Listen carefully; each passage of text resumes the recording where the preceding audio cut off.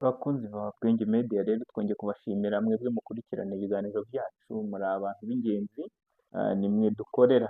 Uyu munsi rero nk'uko bisanzwe tugiye kurebera hamwe ni ibiki bisaba kugira ngo TikTok ishobore kuba yaguhemba cyangwa se uburyo butandukanye ushobora kumonetizamo TikTok yawe. Abantu benshi bamwe babikoresha baslidinga kugira ngo barebe amavideo atandukanye mu buryo bwo kuruhuka, ariko harimo n'ababikora by'umwuga. Nawe TikTok yawe ushobora kuyikora mu buryo bw'umwuga ku buryo ushobora kukwinjiriza amafaranga. Ariko mbere y'uko utekereza kuyikoresha mu buryo bukwinjiriza amafaranga, urasabwa kubanza kumenya ese ni ubuhe buryo bushoboka kwinjizamo amafaranga. Ese amafaranga yose TikTok ishobora kwinjizaho twebwe dushobora kuyakorera nk'abantu bari hehe? Bari mu Rwanda.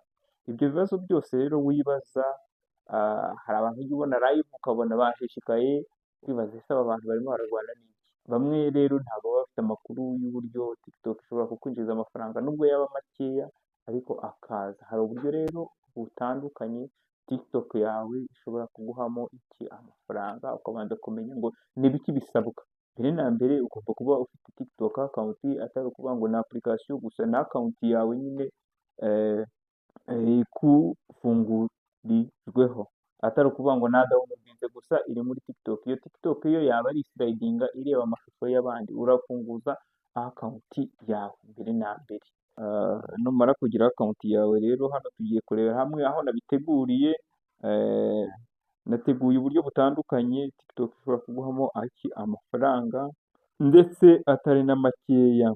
Kugira ngo rero ubashe gukora amafaranga kuri TikTok cyangwa se monetization, hari ibyo bisaba kubanza kuzuza kugira ngo ubone ayo mafaranga. Ni nk'izindi social media zose zigira eligibility, zigira criteria ya eligibility kugira ngo ubashe kuba wakorera amafaranga. Na Facebook bakoreraho amafaranga, YouTube ikoreraho amafaranga, TikTok ikorerwaho amafaranga, Instagram ikorerwaho amafaranga. Ariko kugira ngo ayo mafaranga yose yo kuri social media abashe kuza, hari ibisabwa. Rimwe na rimwe usanga binagoye cyangwa se bitoroshye kugira ngo ubyuzuze, ariko nubwo biba bigoye biba bishoboka. Baravuga ngo niba kanaka yabishobora kubera iki? Niba runaka na runaka yabishobora kubera iki njyewe ntabishobora? Nawe rero uri mu bantu babishobora, cyangwa ushobora no gusanga urengeje n'ubushobozi ababishobora, ariko ari uko utari ufite amakuru y'ibisabwa kugira ngo ibyo bintu ubikore kinyamwuga. Tugiye kurebera hamwe rero uburyo bwa mbere.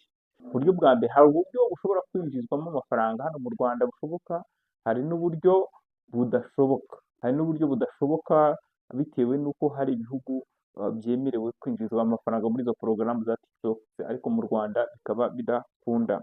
Hari icyo bita rero TikTok Creative Programs cyangwa se Creator Funds, icyo twita partner program. Bisaba iki? Tugiye kureba iyi partner program yo isaba iki. Iyi partner programs n'izindi programs zose zisaba kuba umuntu afite imyaka 18. Iyi ngiyi ni criteria y'abantu bose cyangwa se n'izindi social medias, kuba uri mu gihugu TikTok yemereramo iyi gahunda. Ni ukuvuga ngo mu Rwanda ho ntabwo iyi gahunda tuyemerewe. Ushobora kuyibona muri TikTok yawe, ariko kugeza ubu ngubu mu Rwanda ntabwo iyi porogaramu tuyemerewe. Iboneka mu bihugu bya Amerika bimwe na bimwe n'ibihugu by'i Burayi. Kuba nyine ufite abafollowers bagera mu bihumbi, kuba ufite views miliyoni 100 mu mezi 3 ashize, ni ukuvuga ngo wateranya views zose mu mezi 3 ashize wagize, bakareba ese izi views ziregera muri miliyoni 100. Urumva ko ni criteria ikomeye, ariko TikTok nk'uko tubizi abantu barareba inshuro nyinshi, ni uko twe tutabyemerewe mu Rwanda.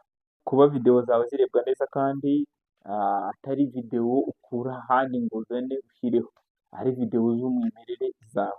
Iyi ngiyi ntabwo tubitindaho cyane kubera ko n'ubundi ntabwo twebwe tuyemerewe, ntabwo turi mu bihugu bishobora kwinjiza amafaranga binyuze muri iyi program.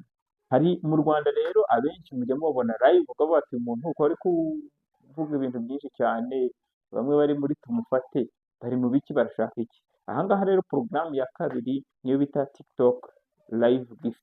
Ahangaha ni naho inshuro nyinshi hakorerwamo amafaranga mu Rwanda.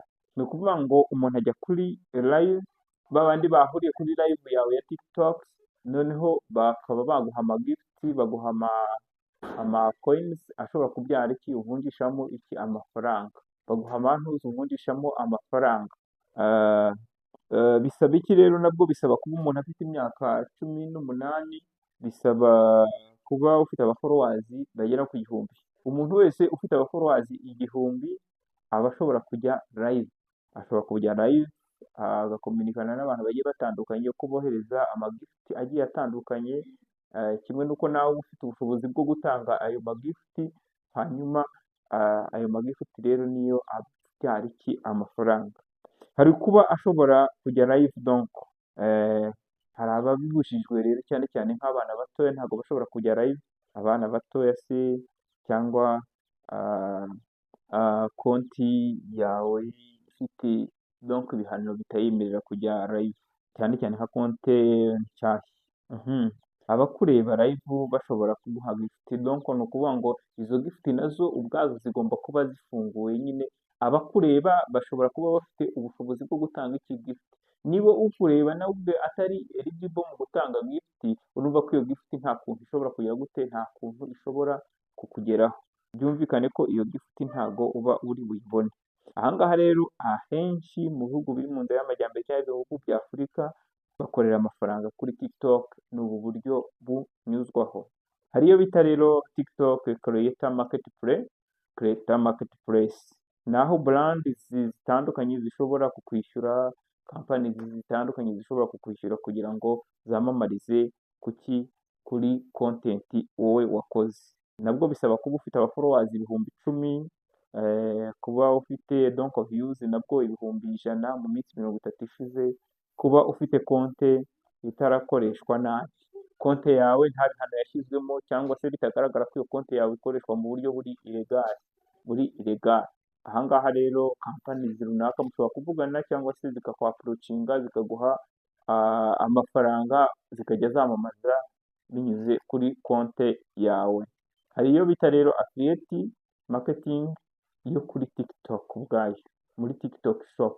Aha ngaha ni ukuvuga ngo ho bisaba iki rero, bisaba kuba ufite konti isanzwe ikora nyine, ariko ntibisaba abaforowazi benshi. Aha ngaha kuba igihugu cyawe kiri muri TikTok shop, nko mu Rwanda rero ntabwo irahagera. Aha ngaha naho ntabwo turi bubitindeho. Hari icyo twita sponsorship, aha ntabwo TikTok ubwayo, ntabwo ari TikTok ubwayo ahubwo ni ibigo, naho birajya guhura nka za brand twabonye, ibigo nanone bishobora kuza ufite abaforowazi benshi nanone bikakwapurocinga ukabyamamariza.